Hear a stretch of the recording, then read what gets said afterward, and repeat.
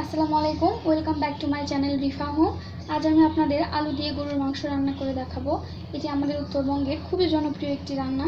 চলুন দেখে নিই মাংস রান্নায় আমাদের কী কী উপকরণ লাগছে। প্রথমেই লাগছে মাংস। এখানে আমি প্রায় 1 কেজির মতো গরুর মাংস নিয়েছি। লাগছে আদা রসুন বাটা 2 টেবিল চামচের একটু বেশি। লাগছে হলুদের গুঁড়া, মরিচের গুঁড়া, জিরা বাটা 1 টেবিল চামচ, ধনে বাটা 1 টেবিল চামচ। আপনারা চাইলে এটি গুঁড়োটা ইউজ করতে পারেন। এখানে আছে আলু, মাঝারি সাইজের 2টি আলু আমি কেটে নিয়েছি। এখানে লাগছে 2টো তেজপাতা, 3 টুকরো দারচিনি, 3টে এলাচ আর 3টে কালো এলাচ।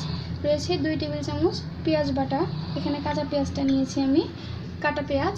এটা হচ্ছে স্বাদ মতো লবণ, তেল এবং ভাজা জিরার গুঁড়ো, যেটা আমি রান্নার শেষে ব্যবহার করব। চলুন চলে যাই মূল রান্নায়। প্রথমে আমি আলুগুলোকে হালকা ব্রাউন কালার করে ভেজে নেব। এই জন্য দিয়ে দিচ্ছি হালকা একটু তেল। এরপরে আলুগুলো দেব।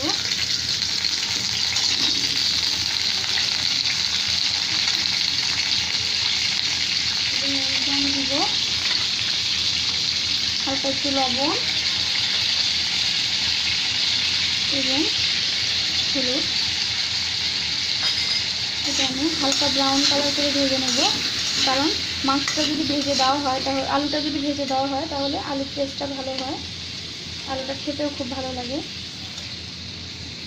কারণ এখন আলুটা ভাজবো হালকা ব্রাউন কালার না হওয়া পর্যন্ত। এভাবে আলুটা ভাজবো। আমার আলুগুলো ভাজা হয়ে গেছে। এখন আমি আলুগুলো একটা বাটিতে উঠিয়ে নেব। আমি এখানে আরেকটু তেল দিয়ে আমার মাংস রান্নার প্রসেসটা শুরু করব। আলুগুলো উঠিয়ে নিলাম। আমি এখানে আরও 1 কাপ পরিমাণ তেল দিয়ে দিচ্ছি। এখন আমি দিয়ে দিচ্ছি 2টো তেজপাতা, এলাচ, কালো এলাচ এবং দারচিনি। আমি এটাকে একটু হালকা ভেজে নেব, একটু সুন্দর ফ্লেভার আসা পর্যন্ত।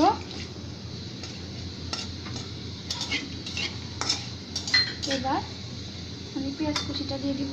এখানে আমি মাঝারি সাইজের 3টা পেঁয়াজ কেটে নিয়েছি। যেহেতু আমি এখানে বাটা পেঁয়াজটা ইউজ করছি, তাই 3টা পেঁয়াজ কেটে নিয়েছি। এখানে আমি পেঁয়াজগুলো ব্রাউন কালার করে পুরো ভাজবো।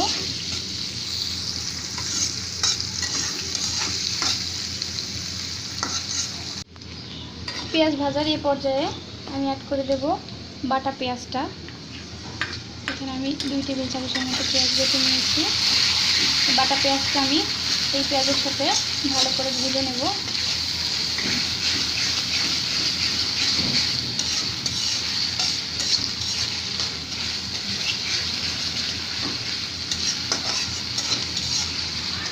আপনারা এই রান্নাটা অবশ্যই বাসায় ট্রাই করবেন, আশা করি আপনাদের কাছে খুব ভালো লাগবে।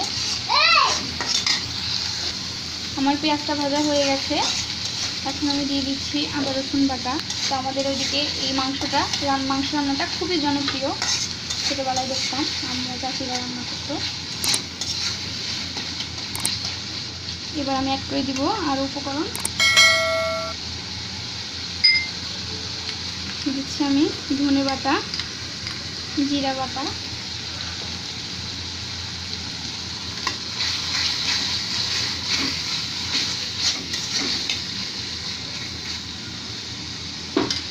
এবার দিয়ে দিব স্বাদ মতো গুঁড়ো মরিচ। আমি এখানে 1 টেবিল চামচের মতো মরিচের গুঁড়ো দিচ্ছি। আপনারা যে যেমন ঝাল খান সে সেরকম দেবেন। হলুদের গুঁড়ো দিয়ে দিচ্ছি 1 টেবিল চামচ। যেহেতু আমার ছোটো বাচ্চা আছে তাই ঝালটা আমি একটু কমই খাই। আপনারা আপনার পরিমাণ মতো ঝাল দিয়ে দেবেন।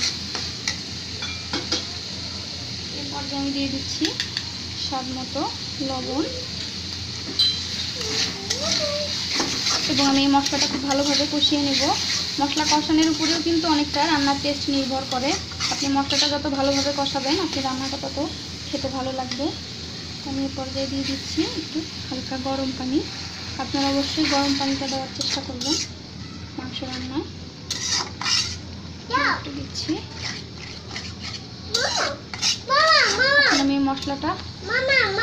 মশলাটা প্রায় মিনিট 2 মতো কষিয়ে নেব।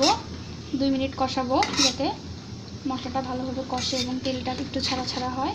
তো আমি এই পর্যায়ে ঢেকে দিচ্ছি। আমার মশলাটা কষানো হয়ে গেছে। আপনারা কিন্তু মশলাটা কষানোর সময় অবশ্যই চুলার জালটা কমিয়ে রাখবেন, নাহলে মশলাটা লেগে যাবে।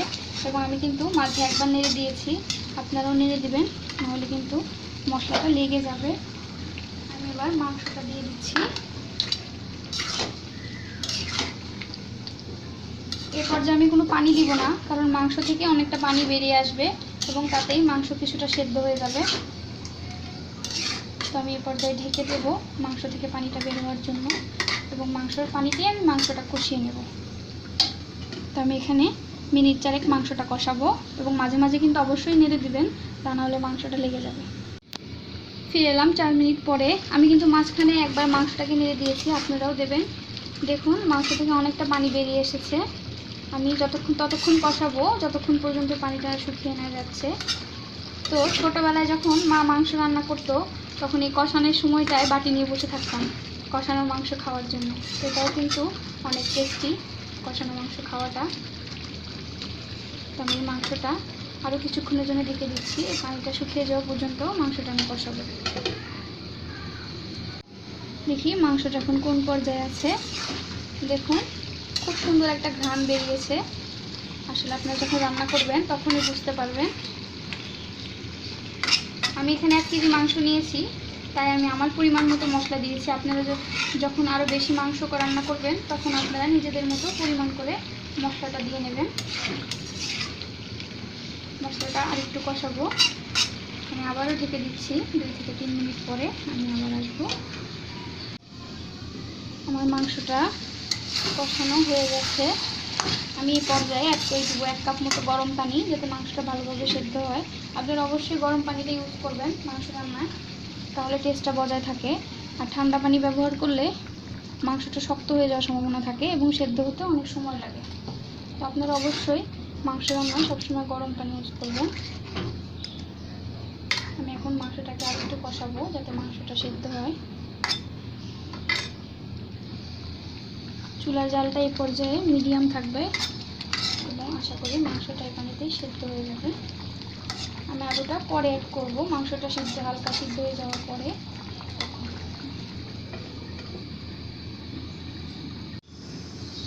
এই পর্যায়ে আমার মাংসটা কষানো শেষ এবং মাংসটা অনেকটা সেদ্ধ হয়ে গেছে।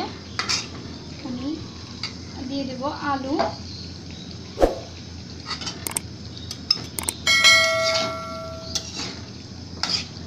আলুটা আপনি ইচ্ছা করলে আরও বেশি দিতে পারেন বা আরও কমিয়েও দিতে পারেন। তো এটা আমার মায়ের হাত, মা যে রান্না করে, আমার মায়ের হাতে রান্নাটা আসলে অনেক মজাই মাংসটা। তো আমি চেষ্টা করছি সেরকমভাবে আপনাদেরকে দেখানোর জন্য। তো আমি এটা আরেকটু কষিয়ে নেব, যতক্ষণ পর্যন্ত মাংসের থেকে তেল ছাড়া হবে ততক্ষণ পর্যন্ত আমি কষাবো, যাতে মাংসটা আরেকটু ভালোভাবে সেদ্ধ হয়। অলরেডি অনেকটা সেদ্ধ হয়ে গেছে।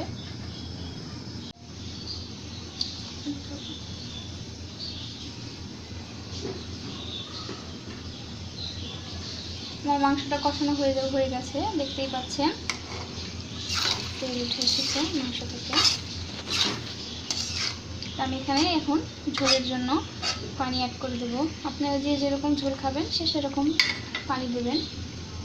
কেউ ঝোলটা বেশি ঘন খেতে পছন্দ করে, কেউ পাতলা খেতে পছন্দ করে। তো আমি আমার টেস্ট অনুযায়ী দিব। আমি এক্ষেত্রেও এ পর্যায়েও গরম পানিটা অ্যাড করছি। আপনারা অবশ্যই গরম পানি অ্যাড করেন, ভালো হবে।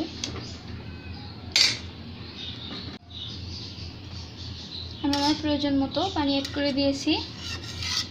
এখন আমি চুলার জালটা একটু, আপনারা চেষ্টা করবেন গরুর মাংসটা একটু আস্তে আস্তে কষিয়ে রান্না করতে, কারণ আমার যতটুকু মনে হয় যে গরুর মাংসটা যত কষানো যায় টেস্টটা তত ভালো হয়। তো আমি সেভাবে আপনাদেরকে দেখানোর চেষ্টা করছি। আমার ভিডিওটা আশা করি আপনাদের ভালো লাগবে। আমি যেরকম ঝোল খেতে পছন্দ করি আমি সেরকম পানিটা দিয়েছি। এখন আমি ঢাকনাতে ঢেকে দিচ্ছি বলক আসা পর্যন্ত। দেখি মাংসটার কি অবস্থা। দেখুন ঝোলটা অনেক ঘন হয়ে এসেছে। আমার রান্নাটা প্রায় শেষ। আমি পর্যায়ে দিয়ে দিব ভাজা জিরার গুঁড়ো, এতে ফ্লেভারটা অনেক ভালো আসে।